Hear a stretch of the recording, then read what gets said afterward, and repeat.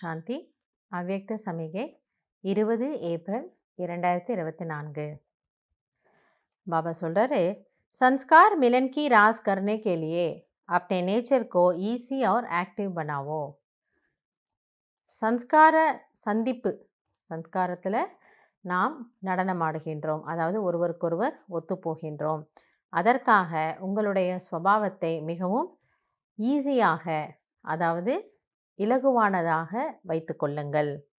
மற்றும் ஆக்டிவ், நல்லா குஷியாக சுறுசுறுப்பாக இருங்க.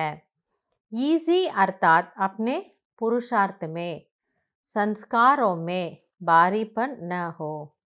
ஈஸியாக இருக்கிறது அப்படின்னா தன்னுடைய முயற்சியிலேயோ அல்லது சன்ஸ்காரத்திலேயோ எந்த ஒரு விதமான ஒரு சுமையும் வேண்டாம். ஸோ அந்த ஹெவினஸ் அது இல்லாமல் பார்த்துக்கோங்க. ஈஸி ஹே தோ ஆக்டிவ் ஹே. ஸோ பாபா என்ன சொல்ல வராரு, நீங்கள் எவ்வளவு ஈஸி நேச்சராக இருப்பீங்களோ, அதாவது எளிதாக வளைந்து கொடுக்கக்கூடியவர்களாக இருப்பீங்களோ, அந்த அளவுக்கு நீங்கள் ஆக்டிவாக இருக்கீங்க, மற்றவர்களோடு இணைந்து செல்கிறீர்கள் என்று அர்த்தம். அகர் குத் ஈஸி நஹி பன்தே ஹே தோ முஷ்கிலாத்தோं का सामना करना पड़ता है. ஒருவேளை நம்ம எங்கேயாவது ரொம்ப டைட்டாக இருக்கோம், இறுக்கமாக இருக்கோம், அப்போ நம்ம பலவிதமான கஷ்டங்களை அனுபவிக்க வேண்டியிருக்கும். ஏன்னா நமக்கு யாரோடவும் ஒத்து போகாது. அப்போ ஒத்துழைப்பே இல்லைன்னா நாமும் யாரோடையும் ஒத்துழைக்க மாட்டோம், யாரிடமிருந்தும் நமக்கும் ஒத்துழைப்பு கிடைக்காது, ஒரு கோஆப்ரேஷனே இல்லை, யாருக்கிட்ட இருந்தும் நமக்கு ஹெல்ப்பும் கிடைக்காது. அப்படின்னும் பொழுது லைஃப் என்னாகும், ரொம்ப டஃப் ஆகிடும். फिर अपने संस्कार अपनी कमज़ोरियाँ मुश्किल के रूप में देखने में आती हैं.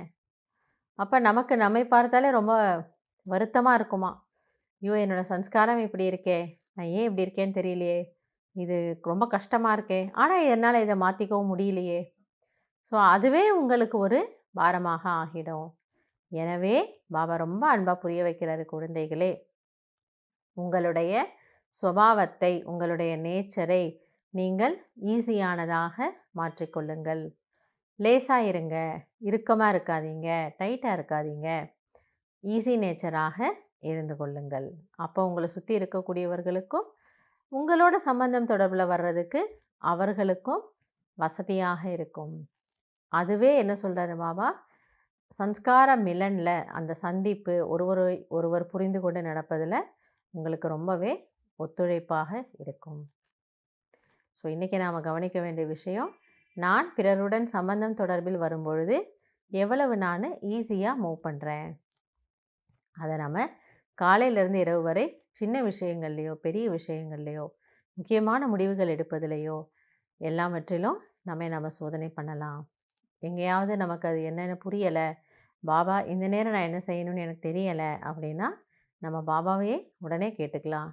பாபா இந்த நேரத்தில் நான் இங்கே எப்படி இருக்கணும், என்ன செய்யணும் அப்படின்னு கேட்டால் கண்டிப்பாக நமக்கு பாபா என்ன பண்ணுறாரு, அந்த ஒரு டச்சிங் கொடுக்குறாரு, ஹெல்ப் பண்ணுறாரு. இன்றைக்கி இதை ட்ரை பண்ணி பார்க்கலாம். நல்லது. ஓம் சாந்தி.